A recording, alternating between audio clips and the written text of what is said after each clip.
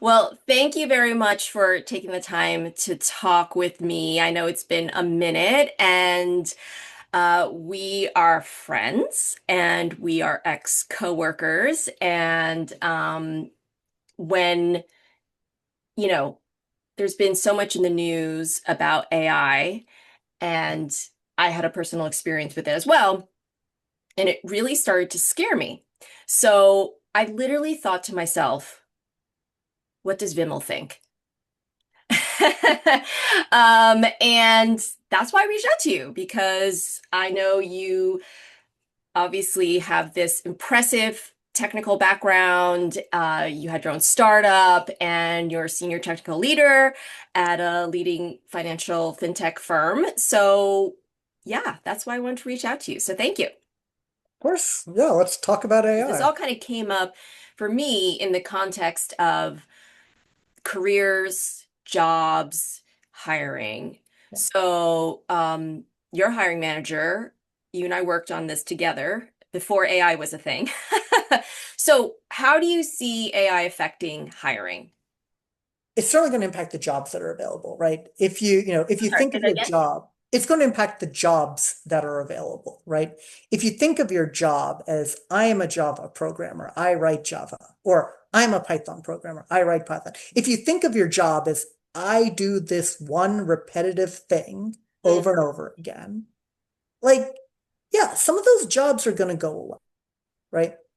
But if you think of your job as I use technology to solve problems, or I solve this type of problem, right? If your job is actually challenging to you, right? If I use technology to create new experiences or make new things possible, right? The world's still your oyster, right? These jobs are not only not going to go away, I'd argue that like AI is going to create more and better opportunities for you, right? It's going to take away some of the busy work, right? And replace it with letting you focus on the interesting and the challenging aspects of whatever it is you're doing, right? But if you're trying to look for a 9 to 5 where you don't have to think very hard, guess what? All of the things where you don't have to think very hard are exactly the things that AI is going to replace. Um, Now, right, like right now in the headlines, you see Facebook, we reduce headcount by X amount because we're focusing on AI. Microsoft, we're reducing headcount because AI is going to help whatever, right? I'm just gonna straight up call BS on those, right? AI is a scapegoat.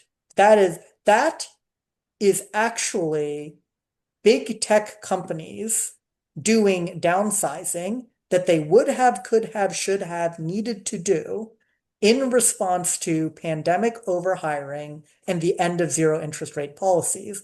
And we all know that nobody wants to hear a company's downsizing. That's a negative message. That's a negative message to investors. That's a negative message to customers. You never want to hear your company saying, we don't need to grow anymore, right? So it just so happens that they have a very conveniently timed other excuse to justify their downsizing, but make no mistake, it's downsizing. Okay, this is interesting because, some of the articles I'm reading, so the one I read that disturbed me was how there are companies creating AI first round interviewers, Mhm. right? And so they're literally like, "Hi, I'm first round, I'm talking to AI." And then so that's replacing somewhat of a recruiter, at least at the first stage. And then the other article was around how computer science majors and recent grads are having a really hard time getting work. And as you and I know, in hiring, back then is that, people, that was the golden ticket. I mean, their salary packages were way inflated compared to any other types of roles. So, what's your view on that? Now, you can still, as a fresh graduate, land a six-figure job offer. It's just that job offers in AI.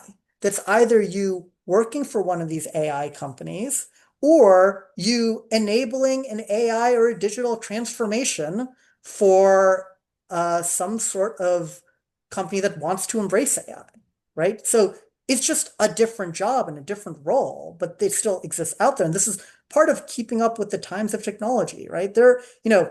Prior to full stack engineers, big data was a thing, and knowing a little bit of Hadoop got you the six-figure offers. I think back to the very first .com bubble, and just knowing how to build a website landed you six figures, right? There have always been these bubbles, and there will always be something new that you can work on. Okay. Um, So so yeah, yeah, so what I'm hearing is CS still good. You just have to pivot with the you've hottest. got you've got to pivot if you want these. And look, it's not normal to be landing, you know, 200K, 300K straight out of undergraduate. That is not normal. That is a bubble. We're just fortunate to be an industry where bubbles come along pretty frequently. Right.